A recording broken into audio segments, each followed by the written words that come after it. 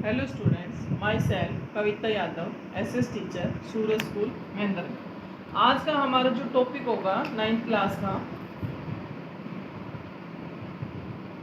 वो इको का चैप्टर होगा। इको का लेसन नंबर 3, नाम है पॉवर्टी एज चैलेंज।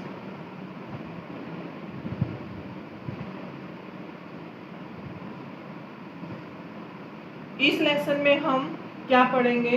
पॉवर्टी के बारे में कि भारत में पॉवर्टी के क्या क्या कारण हैं, फिर उनको कैसे दूर किया जा सकता है। सरकार ने ऐसे ऐसे कौन से प्रोग्राम पॉलिसी चलाई कि हमारे देश की सरकार ने कोशिश की कि भाई ऐसे ऐसे प्रोग्राम और पॉलिसी चलाए कि पॉवर्टी को कुछ कम किया जा सके।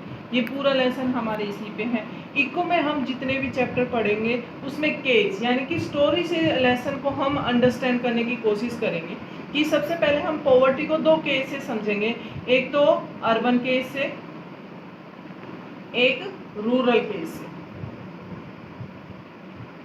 अब अर्बन केस में हम पहले एक स्टोरी के केस के बारे में पढ़ेंगे। ये स्टोरी है एक राम सरन की। मैं आपको सिर्फ बोल बोल के बताऊंगी, इसमें लिख के नहीं। राम सरन है, वो गांव में, वो एक छोटे से शहर में रहता है।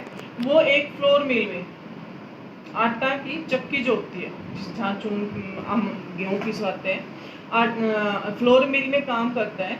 उसकी फैमिली में 6 मेंबर रहते हैं। 4 उसके चिल्ड्रंस हैं और 2 वो हस्बैंड और वाइफ हैं। अब वो जो फ्लोर मिल में काम कर रहा है उसको वहाँ पर 1500 to 1800 के बीच में पूरे महीने के जो उसके काम के पैसे मिलते हैं वो है। अब इनमें से वो कुछ पैसे अपने गांव में जो उसका एक बूढ़े जो ओल्ड जो पेरेंट्स हैं उनके पास भी भेज देता है। अब जो बच गया उससे वो अपनी पूरी फैमिली का एक शहर में काम चला रहा है। 6 बच्चे हैं, 2 वो खुद हैं। अब फैमिली की हालत ऐसी है कि वो इसको फुलफिल अपनी फैमिली की रिक्वायरमेंट को पूरी नहीं कर सकता है। इसके लिए जो उसकी वाइफ है वो मेड का काम करती है। मेड का काम करते तो वो वहाँ से 700 या 800 रुपीज़ के वहाँ से ले आती है। तब भी उनका परिवार का केवल 4 बच्चे हैं। फिर जो राम शरण का जो बड़ा वाला बच्चा है वो 12 इयर्स का उसका बेटा है, उसको वो एक चाय की दुकान पे यानी कि टी शॉप पे काम के लिए लगा देता है। कुछ रुपए वो ले आता है।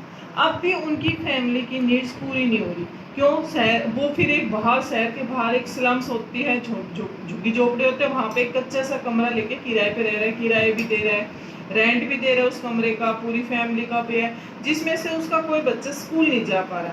स्कूल नहीं जा पाने के कारण उसका जो बड़ा बेटा है वो तो हम अब उनके काम में हाथ, इकोनॉमिक में जो थोड़ा बहुत रोल कर रहा है।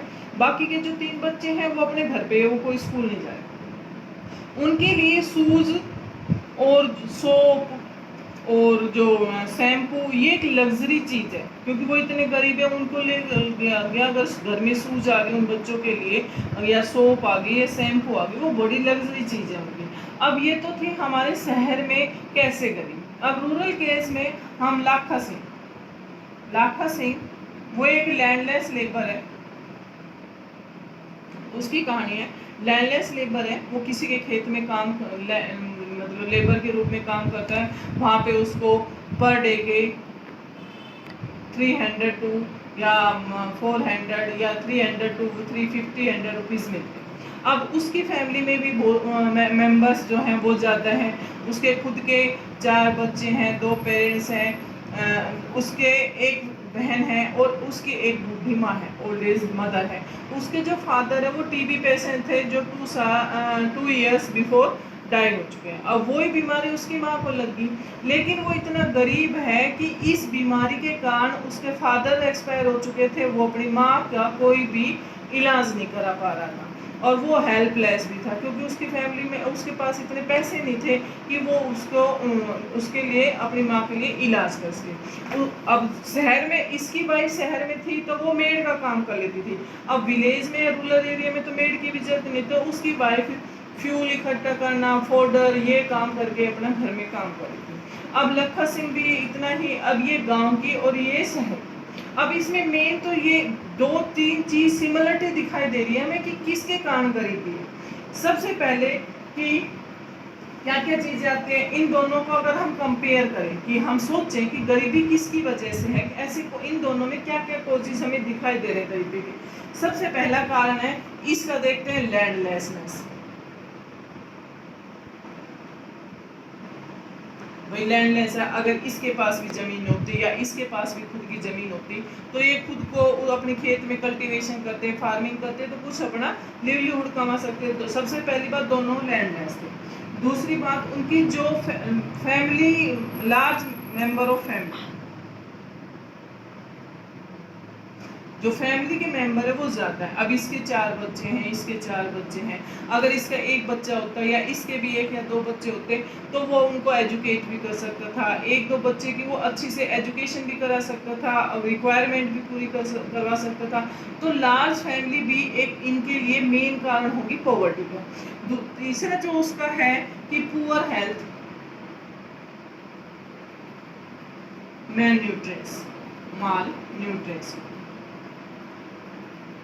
पुअर हेल्थ माल न्यूट्रिएंट्स का मतलब है जो हम फूड लेते हैं उसमें सारी चीज़ें रिक्वायरमेंट होती है, कार्बोहाइड्रेट, फैट्स, विटामिन्स, मिनरल्स, वो सारी चीज़ें। लेकिन ये दोनों फैमिली ही ऐसी थी कि इनके दोनों टाइम्स के जो उनकी जो खाना होता था उनमें ये चीज़ें पूरी होती नहीं थी, तो इस वजह से ये वीक होते जा रहे थे, बीमारी के घेरे में आते जा रहे थे। तीसरा जो इनका जो है मेन जो इसमें है, इसका देखते हैं चाइल्ड लेबर। इसने अपने बड़े बेटे को जो 12 इयर्स का था, जो स्कूल में जाना चाहिए था, जिसकी एजुकेशन की एज थी, इसने उसको चाइल्ड लेबर में लगा। अब इन दोनों स्टोरी से हमने ये चीज़ तो क्लियर होगी कि ये इन दोनों स्टोरी में ये मेन कारण है इनकी गरीबी। अब इसमें और भी चीजें जाए कि पॉवर्टी होती कैसे है, हंगर एंड लेक ऑफ, जिनके जो भूखे रहते हैं कैसे पहचानेंगे, hunger and lake of shelter, जिसके पास भाई खाने के लिए फूड नहीं है, जिसके पास रहने के लिए मकान नहीं है, वो लोग भी पॉवर्टी में आते हैं। सेकंड जो इसमें हमने देखा था कि वो कौन सा कारण है जिसके कारण हम हंगर को देखते हैं, वो आएगा इसमें illiteracy.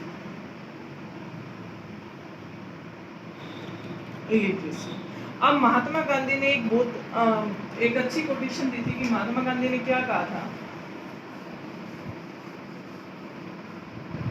Mahatma Gandhi always said,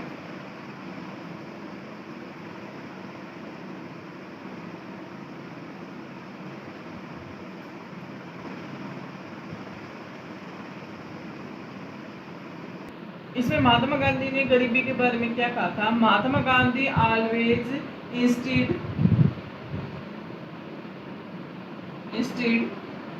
that the India would be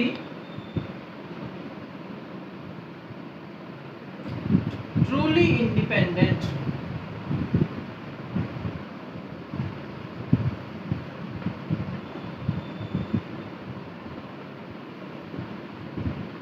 only when, कब हो जाएगा, the poorest of its people became free of human suffering।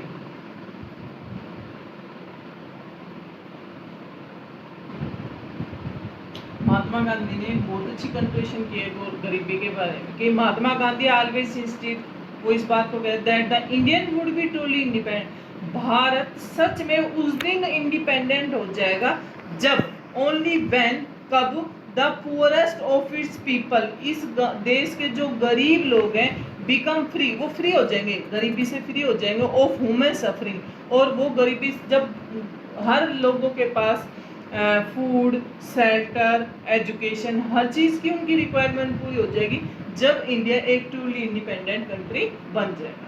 ये तो आज हमने एक केस से हमने पॉवर्टी के बारे में पढ़ा है। I hope you will understand this very well. Thanks, have a nice day.